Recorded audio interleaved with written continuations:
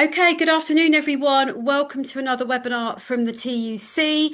I'm Anna, and I'm joined today, as you can see, by four speakers. We've got Vic, Kate, Kieren, and Adam, and I'll introduce them properly in a minute. We're just going to let the Zoom room fill up first.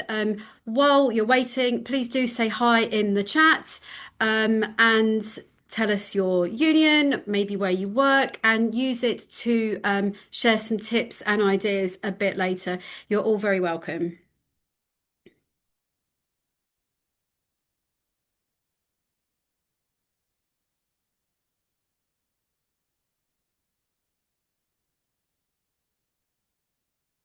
Okay, hi everyone who's joined in the last few seconds. You're all very welcome to today's webinar. It's great to see so many of you saying hi. We've got a couple of hundred already. We're just going to give it another minute or so to let the Zoom room fill up.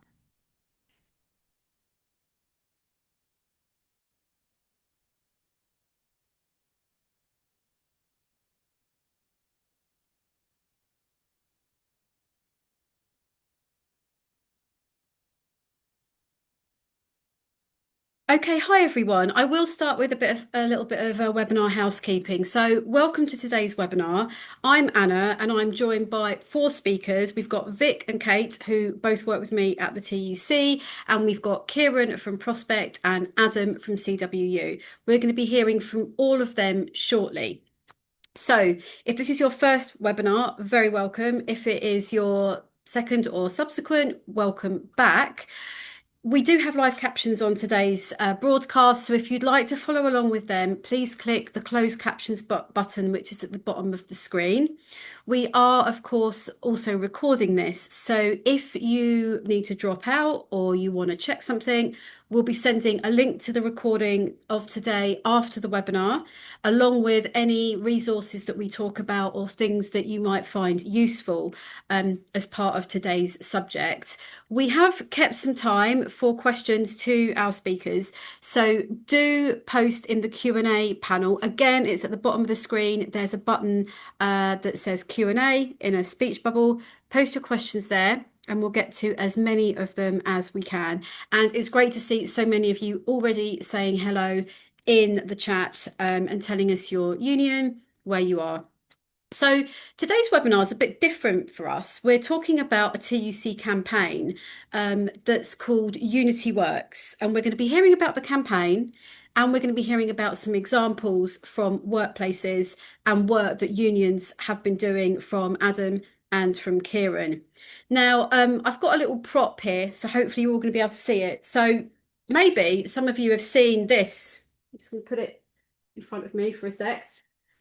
You might have seen this logo about Unity Works. It's probably appearing back to front on the screen, but we'll show you some more pictures of the campaign design a bit later. But we're going to be hearing about what this campaign is, why it's important, and crucially, what you can do as reps in your workplace and how you can use it to bring members together and make the union stronger. And we're going to be talking about lots of resources that you can order from us, or ideas and tips of things you can do at work, all part of this campaign. So first of all, I'm going to hand over to Vic and to Kate to talk us through a bit about what the campaign is. So we all want to hear more about that. We're just going to load up a PowerPoint as well. So give us a sec. So over to you, Vic and Kate. Please tell us all about Unity Works. Perfect. Thank you so much, Anna, for the intro, and thanks everyone for joining. Looking forward to the conversation later as well. We'll just do some quick intros. My name's Vic Jones. I'm the head of equality at the TUC, and I often introduce myself as the master of nothing because I've got a team of experts who sit in my team and know lots of detail about our different equality campaigns and also our anti-far right work. Kate, do you want to say hello as well? Yeah, great to be here with you all. I'm Kate Llwellyn. I'm the anti-far right lead. Brilliant. Thanks, Kate. So, Kate and I have been working on the TUC's broader anti-far right campaign, and we're going to talk today about Unity Works, which isn't necessarily a anti-far right campaign as it would be traditionally, but it does talk about the kind of principles and values of trade unionism and how we can use that in our work to bring our communities together and to win for workers as well. We're going to start the presentation with our fancy launch video. So, Yusuf, if we can tee that one up and get that going, that would be amazing. Brilliant. Thank you. We've fought for things in the past. Paid holidays, weekends, maternity rights. And the minimum wage. Working people did that. We won because we stood together. Now living costs keep rising. Jobs feel insecure. And AI brings new worries. Past generations face change and won big by standing together. And now, through unions, millions are winning new rights. Sick pay from day one. Job safety with guaranteed hours contracts. And an end to fire and rehire. None of this happened by chance. They were fought for by workers like you and I. Some people want to destroy everything we've achieved. They want to divide us. And they want us to hate our neighbours. But let's not forget, most of us want the same things. Security, stability, opportunity. Public services that function and places that we are proud to live in. Because working hard should mean living well. Everybody should be able to pay their bills, to support their families and to live life comfortably. So let's make it happen. Brilliant. Thanks, Yusuf, for teeing that up. So we launched this campaign back in March, and that was our launch video. We got some really good press coverage, and we had some really good interventions from affiliates around this as well. Kate's going to do the next slide, which talks a little bit about the broader umbrella of the work that we do. Oh, thanks. I can see the comments. Thanks, Zoe, for saying that. That was great. I think we wanted to keep sharing the slides if possible. I don't know if we've just had some tech. Let's see if we can get that back up again. And just to say it'll be back up in a second. Perfect, Danny. And just to say that video is available on our website and on YouTube, and we've used it on social media as well, so you can find them available there. I've just seen someone's come back from PCS conference. That's a quick turnaround for you. There we go. Brilliant. Kate, can I hand over to you on this one then? Yeah, absolutely. So the campaign Unity Works that Vic introduced there is just one part of the anti-far right work we've got going on at the TUC. I'm not going to be talking for long about this, but I thought it would be useful to share what we're focusing on in 2026 so that we can kind of situate this campaign around it. There's 9 things we're focusing on for this year. We've got a 3-year strategy to fix all the problems around the far right. What we're focusing on this year, we're hearing loads from unions about the need to kind of keep going with communication support, with social media, with press, and to start testing some of the messages that work the best. So we'll be kind of rolling out some of our insights from the messaging work we've been doing as part of Unity Works and through other projects as well. You'll be hearing a lot about education as we talk about Unity Works today, but what obviously we're kind of being hosted by the TUC education team, who do brilliant work, creating new trainings, new resources, new webinars, everything like that, where we can be supporting workers to think about how they can be best tooled up and how to push back against these narratives in workplaces. TUC Cymru have been doing incredible work. They've just finished off the Senate elections. Their work with Cymru United Cymru is fantastic and continuing. I don't know if we've got any industrial workers joining us today, but I would really recommend looking at the industry team's work, where they're supporting workers to deliver a campaign thinking about saving industry and how we can be really making sure that we're very clear that we need kind of a just transition that's going to work for workers, and that actually some political parties will not be delivering on that. How can we be supporting people like you who are reps, you're interested in this, you're thinking about how you can be tackling this? How can we be bringing you together from across the country? I've had chats with 3 different healthcare workers in the last week who are all across the country, all having the same concerns. How can we be linking you up? Making sure that obviously kind of this is an equalities issue. So how can we be working with all of the different people in the union movement to think about how we push back here? how can we help kind of government to feel really emboldened with the idea that we push back really effectively when we deliver for working people? What's happening in the UK that's fantastic and we can be working on and we can be replicating what's happening internationally too. So we're going to be developing a toolkit there. And then finally, the 9th priority is all about this Unity Works project. And so you'll be seeing lots of this all over for the rest of the year. But I'll pause there, Vic, and let you get back into Unity Works. Thanks, Kate. Next slide, please, Yusuf. Yeah, that just shows you that's what we're doing. Brilliant. Okay, so let's talk about Unity Works and why we wanted to do this. So we were approached by our general counsel and our executive committee. We've had lots of ongoing engagement around kind of the state of politics, what it feels like for working people at the moment.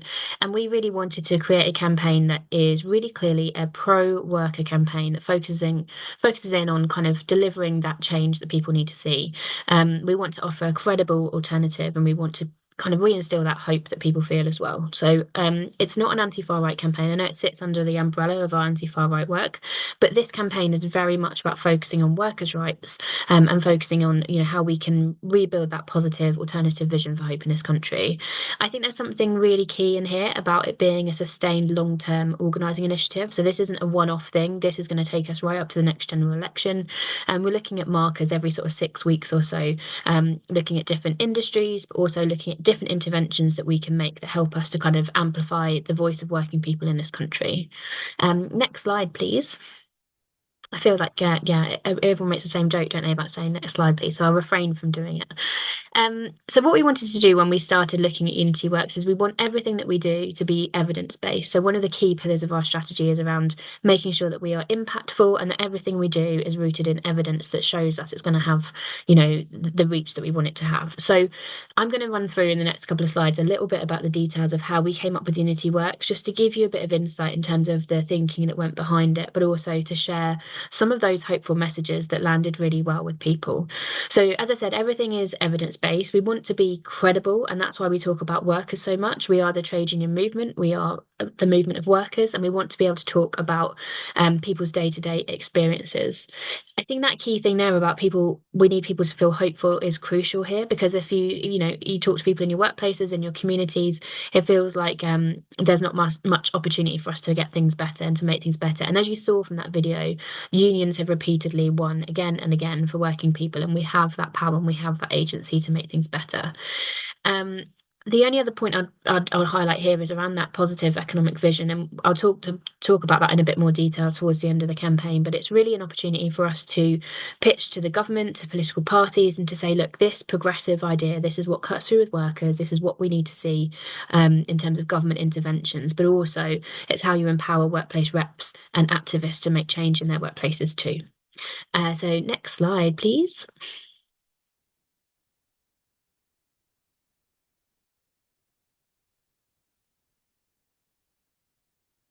Coming through. Perfect. So I'm just going to run you through a couple of the messages that we tested. As I said, we were really focusing on being evidence-based here. This is the first message that we tested. We tested with I think it's about 10,000 people, so quite a large sample. And this is, have I got the right one? Am I on the wrong slide? We're on the right slide now. Perfect. So yeah, about 10,000 people. And we went with an organisation called Persuasion UK because what we wanted to do is not just show people some positive messaging, but we really wanted to understand how those messages can influence your underlying beliefs. So you're not just agreeing with a statement, but it's kind of making you shift the way you think about workers, about our collective power, about our priorities, but also around that economic vision and feeling hopeful for the country as well. We wanted to we've done this testing, and I think it's really crucial that when you run a test like this, and I don't want to get too techie because I'm absolutely not a pollster, but when you do this sort of testing, you'll get insight from people which isn't in a competitive information environment. So it's not like you're picking up the paper or seeing something on social media. You've chosen this group of people, but what we want to know is how impactful this can be. So the crucial bit here is how we take this testing and we apply it in the real world. How do we make sure that TUC messaging, that union messaging cuts through when we're dealing with lots of different actors and lots of different players? Next slide, please. Great. Yeah. So these are, I'm just going to run through really quickly with you just a couple of the messages that we tested. And you'll see from that launch video how we've used some of these to build the campaign. So this message performed really, really well. We talk about what unions have won for working people. We talk about holidays, safer workplaces, maternity rights. And we really want to reiterate to people that we did this, as a movement, we stood together and we fought and we got these rights. And I think part of this key thing is that we also talk about the impact of the Employment Rights Act. We talk about the millions of workers who positively benefit from those changes that we've got through this government.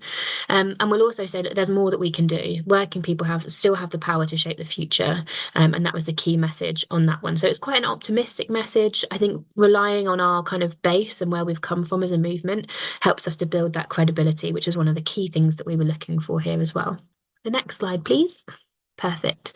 This is kind of a little bit of a softer message, but I think it strikes to the core of who we are as trade unionists. We believe in equality, we believe in inclusion, and I think this is our opportunity to talk about some of these things in the face of division as well. So we're talking about that community and workplace solidarity, these principles that are at the core of trade unionists. And we talk about kind of that impact of division within our communities and how it feels when, we pitch different group of workers against each other. But if we focus on what we have in common, we can achieve more. So it's a bit of a softer one, but it's important to us that we kind of also tested that kind of soft unity, collaborative vision, because I think we're seeing so much in society at the moment, so many messages about division and so many messages that try and split us apart. So I think it's really, really important that we tested this one too. The next one, please. Perfect. This is a really interesting one for us because I think what we wanted to test with this one, we're talking about some of those key lines there about the system is being rigged. We talk there around profits and we talk about billionaires and we talk about some of our principles around, we want people to pay their fair share in tax. I think the thing that I really wanted to get into with this one is that issue around agency. And that means you have the power to change something. And I think there's a really delicate balance between us saying, billionaires control so much. We are fighting against big corporations. And I think there's a balance where you can then tip people over into feeling like they can't change things. But what we know as trade unionists and as workers is that principle that when we come together and we organise and we fight, we absolutely can change these things. So the economic populism one we'll come back to at the end when I share the insights and what we learned. But it's a really clear message. And from the TUC's perspective, when Kate mentioned our kind of political lobbying and some of the arguments we make with the government in terms of where they should be prioritising, this is something that we rely on and that we kind of advocate a lot as well. And then the last one, please, Yusuf. Perfect. This one is our core, right? We want decent jobs for all. We want everyone to be able to pay their bills, support their family, save for the future, and still have time and freedom to enjoy life. That's fundamental to this, isn't it? And that's what a lot of people in workplaces tell us they're really struggling. We know the data around the number of NHS workers who are relying on food banks. We know the issues around the cost of living. And we know that for too many people, going to work doesn't mean that they can afford to survive in this country at this time. So this really talks about, that investment in skills and training, some of the work the industrial team are leading on as well, and our campaigns around stronger rights at work. So it's a really strong message that you would expect, right, from the TUC. You'd expect from unions to be talking about these things. And what we wanted to do was use this opportunity to test this and see how it landed with the general population. The next slide. There we go. Yeah, runs through that kind of this is a standard comparator message. So this is what we're hearing. Britain is broken. The issues around uncontrolled immigration. We're talking about public services that don't work for people. The system is broken. There's not much you can do about it. And these are kind of some of the solutions. So this is the comparator that we tested those 4 key messages with. I think it's something that we will all be very familiar with from kind of where we read things from social media, from everything else, from different political campaigns as well. So the next slide. Perfect. So this kind of runs through what we found when we did this testing. And you can see here that the winning change then and now and the jobs were the most successful messages that we had. But the key thing to kind of outline is that all 4 of those TUC messages performed really well. They outperformed the kind of comparator testing, every single one of them. I think when we were talking about kind of credibility, as you'd expect, that point about jobs and about what we've achieved in the past, sure, and that cuts through really, really well. And it helps us to tackle pessimism. I think that's the key thing here. We really want this to be a positive, uplifting campaign that we can all get behind as well. As you'll see there, I've kind of highlighted that point around the economic populist messaging, and finding that balance so that people can see the route to change. The only other thing I've highlighted there is around working age people. So working age people really support these messages. It landed really, really well. That's the kind of group that we're trying to organise, trying to reach. They're in our workplaces. They might not be a part of the union, but they stand for what we stand for. And that's a huge organising opportunity for us to go and talk to these members as well. So the key thing with this, so as I said right at the start, everything we've been doing with this campaign has been really focused on getting the evidence right and making sure that we are having cut through, basically. So there moment in this campaign when Kate and I were sat in a room trying to come up with slogans for this campaign. And thankfully, we managed to get some actual experts to come in and come up and do this testing and to find out which slogan had the most impact. And they settled on Unity Works as having the biggest impact, particularly around kind of instilling that message of positivity and hope as well. People really liked that this kind of gave them an opportunity to think about things getting better. On the next slide, you'll see a few clips just in terms of what the branding looks like. As Anna said, we've now got kind of links on the website which we can send around, so you can download these posters. We've also got kind of leaflets and stickers that we can get out to workplaces so that you can run your own campaigns as well. I've just seen someone said interesting marketing insights. I got told off we were looking at which colours to use, and I can't tell you how techie that gets in terms of what colours influence certain feelings. You've also got all the political undertones that we had to navigate. But I think it's really worth doing. If you're going to do something and it's going to be a 3-year campaign, we want to get it right. And we've had really, really positive feedback on all of that side of things. I realise, Kate, I haven't teed you up for the next slide particularly well, but we've got some lovely images there, I think, coming up next, if I hand over to you. Very happy to start off with these brilliant images. So we launched at the end of March, and what we've been doing is, considering this is a campaign that's going to run for a number of years, and it really is just to set out kind of what we want, kind of the fact that we know that when we come together, we bring working people together, we win in the face of division. So what we've been doing is we started off by making sure that the workers who would be kind of at the face of this had the support they needed. So I'm going to do a job of explaining a bit of how Anna and the TUC education team have put together a brilliant 3-day training for reps, for members, for activists, up and down the country, to come along to a free training. I'm multitasking here and putting a link into the chat. Where reps can basically come together and they can have discussions about how we can push back against conversations in the workplace, but doing it from the point of view of a trade union and trade union values. So rather than kind of having this as a specific anti-reform training, this is all about kind of what we stand for as a trade union and how we can challenge some of the narratives we're hearing. So if you haven't already signed up for a training, really recommend that you have a look at that and you get yourself a spot. Something else that we wanted to talk about is kind of how this all happens at a regional level. So we have some really brilliant colleagues in the regions who are planning Unity Works events.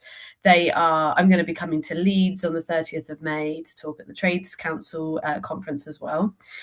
So have a look, get in touch with your local office if you have any questions. And I can't multitask this much, but I'm going to be dropping another link into the chat if you want to order posters or leaflets or stickers. I don't know if anybody here heard about 1 Million Acts of Hope, which was a week of kind of how we can come together. Thank you so much. And how we can really kind of highlight hope in the face of division. And the TUC really encouraged their members, the union's members and reps, to have a think about saying thank you to their colleagues and to really kind of say thanks to those who've come before them as well and have like secured these brilliant wins for unions that, you know, make things better for working people. I wanted to, if you go to the next slide, please, Youssef. I wanted to spend a moment just talking a bit about a campaign that's completely different to to Unity Works. So while we have our Unity Works campaign, which is not explicitly anti-reform or anti-far right, we also know that some members, some unions might really benefit from having a campaign that's a little bit more on the nose. So Stop the Steal is a campaign that we launched in response to Reform coming out and saying they would repeal the Equalities Act, the Employment Rights Act, Renters' Rights, and other acts as well. We currently have about 40,000 signatures on our megaphone petition of people kind of saying how this is incredibly unpopular. We've got some interventions coming up over the next few months, and I'll be sharing more about that in the chat. But if you don't mind just going to the last slide there, Yusef, I'm just going to do another kind of big plug of the Unity Works course, where you can really see kind of the benefit this might have for you in your work as a union member, as a rep, anything like that. So I will pause there, I think. What I am going to do though is I'm not going to make you watch another video, but I'm going to put in a video that our socials team put together, interviewing a priest who talks a lot about unity. And I think it's a great example about how we can be bringing these voices into the conversation. So I'll leave you a few links in the chat and hand back to Vic. Thanks so much, Kate. I think that was really, really helpful. And I think the key thing to highlight here is that the feedback we got from affiliates is that we want a campaign that allows us to focus on workers' rights, as I've said, and to focus on that unity. And I think for us, when we were talking about our campaigning in this area, we had a lot of feedback talking about, how do we work with organisations like Together? How do we work with Hope Not Hate? And what's our kind of unique point when we come to these conversations? And it is about the workplace, right? You guys are in workplaces day in, day out. You're talking to your colleagues, you're talking to your communities. And that really is where our power comes from. So when we're talking about those narratives and those things that land really well, I think it's really important that we think about our trade union values of solidarity, of collectivism, of unity, equality, and we kind of reiterate that through this campaign. So as it develops, we'll keep coming back to you, keep updating you with the different campaign asks. But hopefully that's given you a bit of an insight into how we got here and what this looks like. And Anna, I think I'm going to hand back to you now. I think we've finished our slides. Perfect. You are. Thanks so much, Vic and Kate. And I'm going to put a couple of questions to Kieren and Adam in a minute, but I'm actually going to set you two, Vic and Kate, a little challenge just to get us through the next bit. So it does relate to a question we've had from the audience, but I'm not going to get you to answer it immediately because I think it's tricky. So the question is, how could we summarise the campaign aim in one sentence?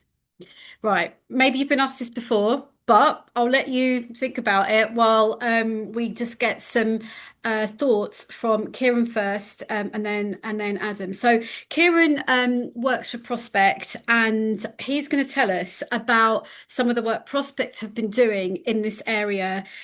Prospect have been speaking to members and workplace reps, and doing some work off the back of what this information has given them. So first of all, Kieren, can you tell us what you at Prospect have been hearing from your members, please, as part of this work? Yeah, thanks, Anna, and thank you, Vic and Kate, for what I think is a very inspiring and really positive, but also strong campaign that puts the movement on, I think, broadly the right track. So thank you for calling. I also cut me off, Anna, if I'm talking too much, because I want to get some of these questions from reps because I think they're important. Just before I answer your question, I'm just going to tell everyone who Prospect are, because I know some people will be very familiar with us as a union, others less so. We are about 160,000 members strong. We're primarily in the private sector, but we represent public and private sector workers. We broadly work across science, technology, engineering, the arts, lots of different sectors, but those kind of skilled and technical workers bring the union together. So that's Prospect. The other thing I should say is that we're a proudly non-party affiliated union. I think it's very much in the DNA of the union that we're not going to go out there and tell our members who to vote for in an election, but equally we're not a non-political union. We have political views and stances and work through the political process to try and represent the views, opinions, and stances of members. But we just don't take a view on party politics. And our General Secretary often says we're the union that can fall out with every political party all at the same time. So I think the start of this in terms of what we're hearing is we did a big survey of our members earlier in the year. It mainly took place in March. That was the first, I suppose, big stock take we did of what are our members' views and opinions were since the general election. That went over a wide span of different issues, and the things I just are focusing on is some of the kind of political things we're hearing in that. But it was obviously a much bigger survey of that. Roughly about 10% of our members, a little bit less, about 10% of the working members filled in the survey. So it gives us really, if not totally representative, a really good snapshot of where our members are at the moment. And in terms of, I suppose, I know this whole far right area encompasses a range of different viewpoints and parties, and you could talk about far right, radical right, populist right, lots of different groups. But I suppose one barometer of where members are is this kind of group of members that are attracted to reform as a party at the moment. Whether or not you want to kind of brand all of that as far right, I think is helpful in terms of understanding where they are. So roughly speaking, we had a similar proportion of members who were saying they would vote reform as in the last general election, ever so slightly up on last time because some members have moved from the Conservatives to reform. But broadly speaking, it looks like a roughly 1 in 10 of our members are in that place. If you look at them demographically, they tend to be older, tend to be more male than the average. And I don't want to particularly start kind of pointing the fingers at different sectors, but because it is across a number of different sectors. But I suppose there are industries that you might consider to be slightly more traditional, non-London and Southeast based industries that have a higher tendency to have members who are likely to support reform.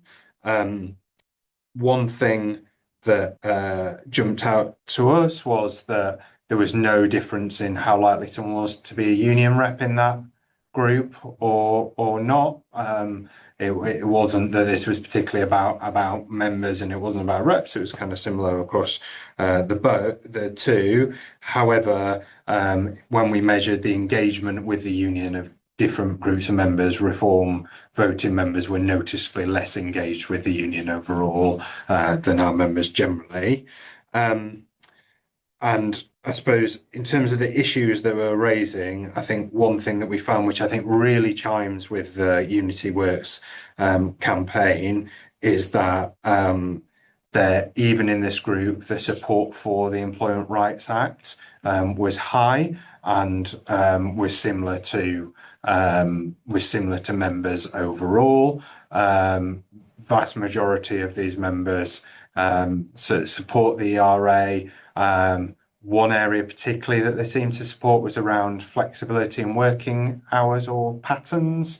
Over 3/4 of our of this kind of reform-leaning group of members thought that was important, and that was not necessarily something we thought we would see. And also they, like, obviously this is reform supporters who are union members, so it might be a bit different to kind of non-union members, but also nearly 3/4 supported the changes around trade union access to workplaces. So they thought that was an important thing to happen, and still by a majority supported the changes on 0 hours, parental leave. So, like, broadly speaking, there is we see, which I think the TUC has also seen, a ability to talk to these members around through the prism and frame of the Employment Rights Act and workers' rights more broadly. So, yeah, I mean, there's one other point, but I'm sure we'll come back to. I can't quite find it in my notes at the moment. But hopefully that helps. That does. Thank you, Kieren. So when you, a prospect, got this information, you got this feedback from members about their opinions on various things. What happened in the union? What did you do about it? Yeah, so I suppose that kind of that so what question. I think very much we're still to a large extent still in the planning stage and working through what all this means. But I think there's two important reflections that I think which I can kind of feedback from the conversations we're happening. Firstly, in terms of rolling out more of the kind of learning around the Unity Works campaign in terms of our workplaces, I think what we see in the data is that we need to really drive into certain workplaces, certain areas of the country, certain sectors where these conversations are going to be much more important than others. And we're starting to think about and have conversations informally with some of our senior reps around those different areas. And I think as we go into the second half of the year, we're going to be doing that in a much more structured way as we work out how we can support those reps having conversations about all of these issues in their branches. Because I suppose the thing where senior reps are saying back to us kind of consistently is they want to engage, that members are raising the kind of themes and issues that are being spoken about by Reform, far right, whoever, and they want to know how to address those conversations, what the kind of facts and ammo they need to be in those conversations are, but they lack some confidence in taking some of that on at the moment, and there's a kind of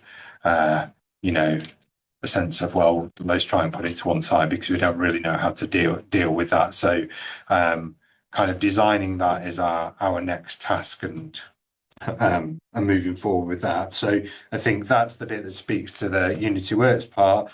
In terms of the work that was kind of flagged up around the Stop the Steal, I suppose in terms of our like national comms and political work, and again, I come back to this isn't necessarily about taking Reform on, because we take all the parties on where we think their policies don't align with the interests of members. But I think we were, along with a couple of other unions, I think vocal in challenging Reform about the pension changes that they were proposing for the public sector, and we'll carry on. We feel like we've got an expertise in that area, and we'll carry on pressing in that area. Secondly, around renewable energy, which is a growing part of our union. Clearly, what's happening in terms of Reform policy will directly challenge the jobs and livelihoods of our members working in that sector, and we will challenge that. And then thirdly, we have a strong membership base across regulators, particularly in places like the health and safety regulator. We've not the health and safety executive, and a lot of this deregulation agenda that's being pushed will clearly make workplace standards around safety worse, and we'll start to try and expose that using our kind of expert knowledge. So they're the kind of national comms and some workplace work as well. Thanks, Kieren. And before I ask you to talk a little bit about mapping, because I know that you got some important information about that as well, I just wanted to highlight a couple of things Kieren mentioned of what we've got coming up from the TUC. So he mentioned Stop the Steal campaign, as did Kate in the bigger presentation earlier. The next webinar after this, it's not next week, it's the following week, I think. We've got a webinar all about Stop the Steal, all about that campaign. So do sign up to that, and we'll make sure we send you the link so that you can register. It's a really important campaign, not just the webinar itself, but the petition that's part of it. And we all know how important the Employment Rights Act is. If you want to hear more about the Employment Rights Act, we've got loads of resources here at the TUC. We'll post a link to those as well. And Kieren mentioned about supporting reps to have more difficult conversations in the workplace with people about issues that might be divisive. So the courses that Kate and Vic mentioned, we will encourage you to sign up to those as well. There might not be one in your immediate area, so don't worry if you can't see one on the list, but we are working on broadening that out and making more options available throughout this year, so you're not going to miss out. Okay, final question, Kieren. I wanted to just ask you a little bit about mapping. So this work that you did with surveying your membership, has it given you any insights into the mapping more generally, and how have you used this information? So I think as a union, given the people we've talked about, we represent, like, evidence is really important to them, and being evidence led is critical. So clearly we've done our member survey. We also do opinion polling as well, which kind of gives us other insights. So we do try and be data led around all of this. I suppose the things that we're thinking about in terms of our mapping is where in both from kind of national opinion polling and election results and all those, can we see that there are clusters of voters generally who are being attracted by reform and other right-wing parties, and where does that cross over with our established membership base, I think, is the first part. Then we can overlay on that our industrial mapping, which sectors do we think this is a particular issue in, and how does that relate to those particular branches and workplaces. I think the second area in terms of mapping for us is we have a number of workplaces which have, for various security and other reasons, are quite, I don't know quite how to describe this, but they're big employers in their communities. Lots of people in those communities work at the same employer. Lots of people spend their social time around the same employer. Big nuclear size, defence size, other areas, and clearly being part of the conversation in the community is all tied up with work in those type of communities. So I think they're important places to be part of the conversation. I think another consideration is, like, where do we have strong reps and reps that are particularly keen to take this work forward. Particularly in this next period, ultimately we want to test and learn and see what works. So it's not about us trying to have something which we do everywhere, but it's about working out where there are also kind of pockets of enthusiasm to try some things out that then we'll probably roll out wider when we know what works. And then I think finally, just it's for those people who've done this kind of organising, mapping, like where our allies are, or whether they're other trade unions that are active in their workplaces. We are often in multi-union workplaces, but also community groups, other campaign groups. Where can we link up and with others to kind of maximise our impact? And then finally, this will apply more or less to different unions, but we're an industrially organised union. So that means that we're not geographically organised. So we do then have to say, well, actually, we might be doing this work in this employer and this sector. Actually, they're just 10 minutes down the road from a different employer in a different sector. But actually, could we do something together because they're being organised as part of different sectors, but geographically they're together? So we'll kind of have to cut that back on the mapping, if that makes sense. So we're just starting to do that work, and I think kind of rolling that out will be the job for the second half of 26 from our perspective. Thanks, Kieren. And hopefully the insights you told everyone there about mapping are going to help people who maybe haven't mapped their workplace or the sites that they are a rep at. So, Adam, you're a rep at the CWU, and I know that you've got a really nice practical example to tell us about. So first of all, can you tell us about a time when in the CWU, the members that you represent weren't united about something, when there was some division? Okay, first of all, let's thank everyone for attending, and also TUC for inviting me. Lovely presentation. Kieran, I would like to say well done, mate. Very formal, very professional. The only thing I can say is I wish I can become like you when I grow up. That's the only thing I'm going to say, my friend. So well done. Follow it through after what Kieran has just said. I'm literally just a lad from the street. So if you do come across any language which you may think, oh, I don't understand that part, then give us a shout. I'll explain. Okay, so yes, I thank you for giving me the opportunity, Anna.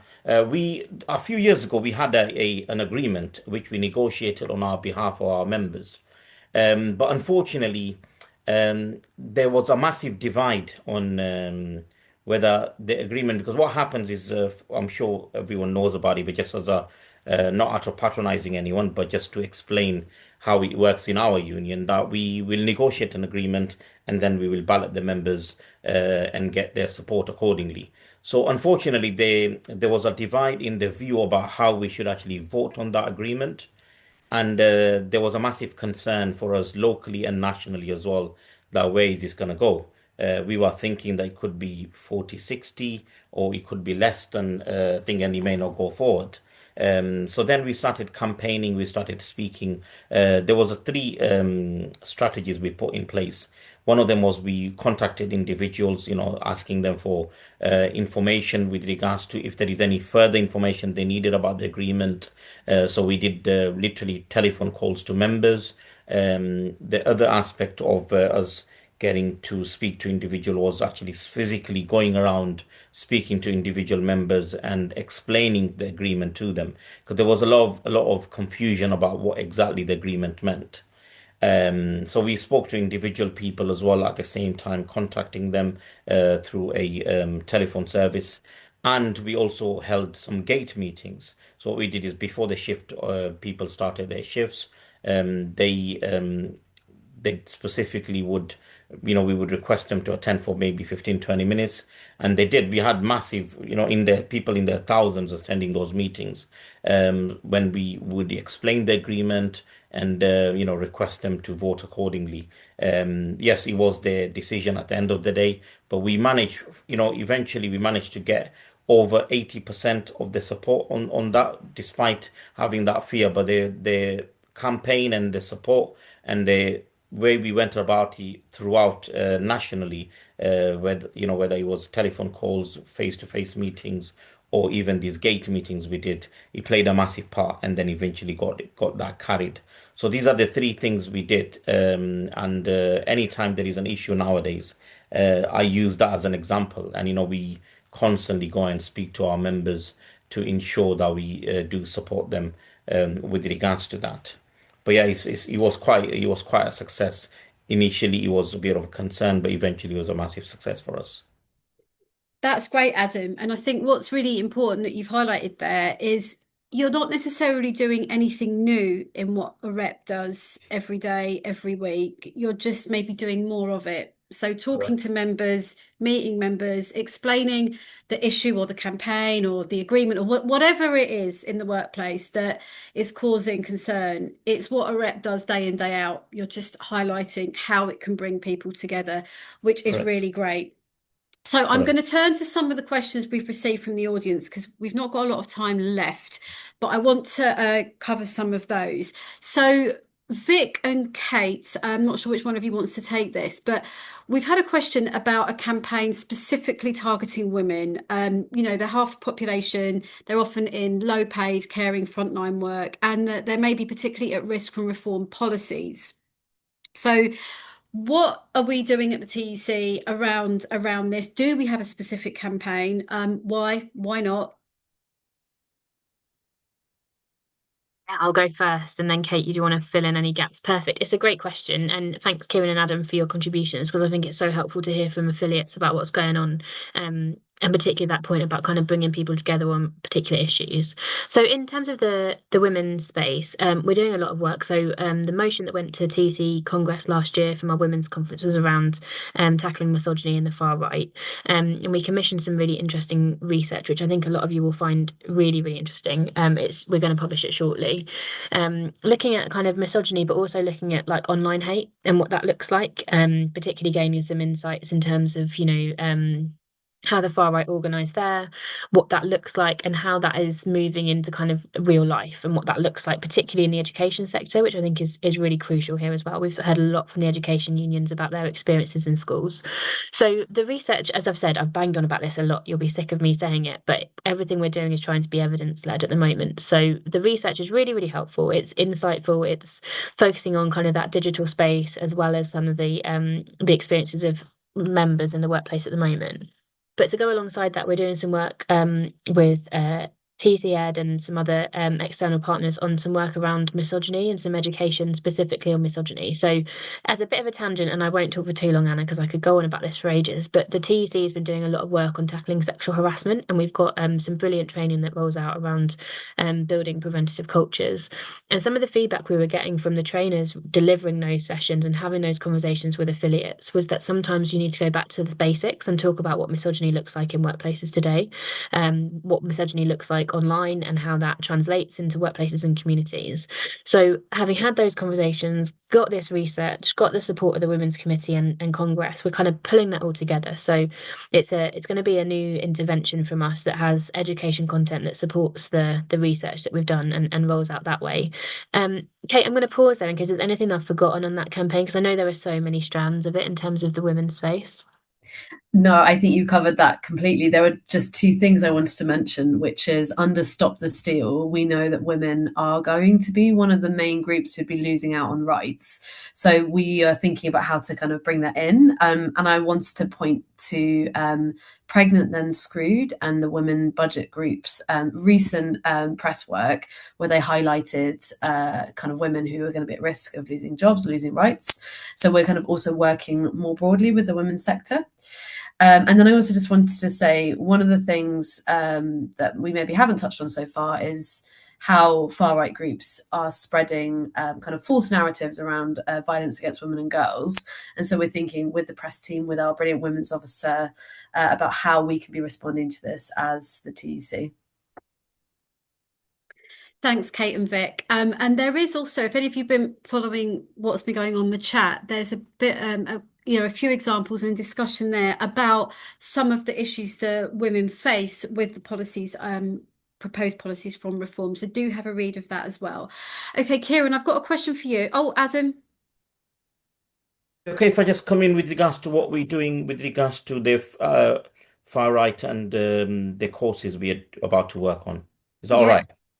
So CW has also been working on preparing a course or developing a course on challenging far right and their narratives and all that. And we will be very soon piloting that across the country.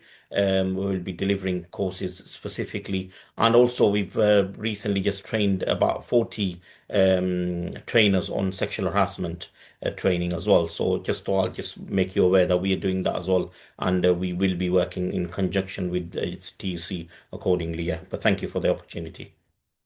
Thanks, Adam. It's really great to hear that that's what you're doing at the CWU. And actually, if you're in the CWU, that's great. But also, if you're not in the CWU, do check out what your union is doing as well. They're part of a lot of this work. So are we at the TUC. Ask your full-time officer, contact your head office. Right, Kieren, we've got a question for you about the survey that you talked about of your membership. Did you receive any negative feedback from Reform voting or Reform curious reps or members on the back of the survey? Did you see any drop in membership at all? Yeah. So first thing to say on that, not yet, but we're only really in you've had a bit of a kind of sneak preview on our survey today, because we've been briefing our NEC on it today. We're kind of in the process of rolling it out to members through our conference in a couple of weeks. So a little bit watch this space. But in general, yes, do we get pushback from members who on certain things we do or say where they're more sympathetic to reform or these kind of arguments? Yes, sometimes. And I think there's a few principles I would kind of take when we go back to that. Firstly, we always go back to it. If members message in, they'll get a response back from a senior official about it in a timely manner. I think the the first thing I always say to people is that, we respect people's viewpoints and they're entitled to that viewpoint. And my response to them isn't about trying to persuade them. It's about trying to explain where we've come from, and they're, fully entitled to disagree with that if they want, and we still appreciate their support and membership of the union. Now, clearly, if somebody sends us a racist diatribe, we're not going to take that response. But, if they're respectfully putting a different viewpoint or opinion, that will be the frame of the response. And then I think we always point back to our relevant expertise that has taken us to a place where we've taken a particular view. We criticise reforms, pension plans. We've built up over many years a really strong expertise in pensions policy across a range of different areas, and we can point towards that as we know what we're talking about. We'll point back to, if we've got relevant policy motions that feed into it from our conferences, and explain where we've come to. And then I think finally, and we can genuinely do this, we'll point out places where we've criticised Labour or other parties on other policies where we absolutely have, and point out it's not about making party political points, but it's about where we think broadly a party or politician is taking a stance on a particular policy which is against the broad interest of our members, then we'll pick that up. And, in some circumstances also point out to members, ultimately it's their union. If they want to push the policy of the union in a different way, there are plenty of ways to do that within the union. And like, largely speaking, if I get any further feedback, it's generally okay. We disagree, but fine, you've come back to me and you've considered and come back to me in a sensible adult way, and people like to carry on from that position. And we overall have been growing as a union over the last 4 years. So we get odd people resigning about different policy stances we've taken, but I don't think it touches the sides and the overall success of recruiting and organising people. Thanks, Kieren. Vic, did you want to add anything? Just really quickly, sorry, I'm really conscious of time as well, but there was a really great comment from Liz in the chat around talking about this campaign and how we don't kind of talk about racism and reform in the far right. And I think I just wanted to address that a little bit, because I think you can't talk about the far right without talking about racism, homophobia, xenophobia, all sorts, right? We know that's where they divide us. That's what their focus is. And I think for us, we had some really difficult conversations. As a TUC, we're kind of bringing together 47 different affiliated unions. As Kieren said, unions have got different political ties. Some are affiliated to Labour, others aren't. And we've got to find a way to take that forward. So I think with the Unity Works campaign, it really is, and I might jump back to that question we got asked earlier, Anna, about that. What's the one line of the campaign? Kate and I was gonna finish on that. Well, yeah, we've been cheating and we've been messaging each other about what we would say, so maybe I'll come back to that in a sec. But with this campaign, it's really about trying to give people that positive alternative vision for hope, because that's what we feel is lacking. It's not coming from the government at this stage. There's a real opportunity for us to push those progressive policies. And I think I just wanted to acknowledge that, because it's not that we don't talk about reform, their racism, the far right, and how they organise and they divide people, and the horrendous things that we see on our streets and in our workplaces every day.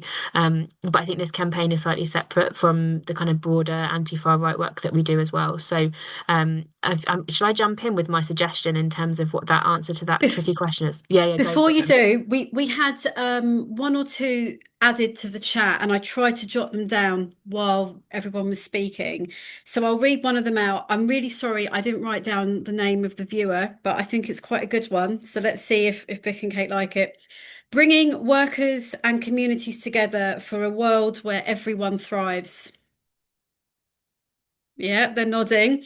Right. So before we wrap up, what did you come up with as the campaign in one sentence? So we came up with Unity Works is a campaign that brings workers together to counter division, fight for workers' rights, and push for progressive policies that will improve the lives of working people.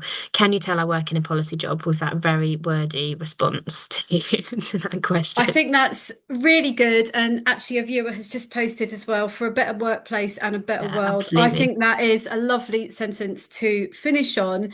So thank you to Vic, Kate, Adam, and Kieren for today. You've all been really insightful, really interesting. We are going to have to finish now. Do look out for the email with the link to the recording and all the resources that we've been talking about, and there are a lot. See you in a fortnight for the next webinar, which is about the Stop the Steal campaign, and have a great bank holiday weekend. Bye bye for now.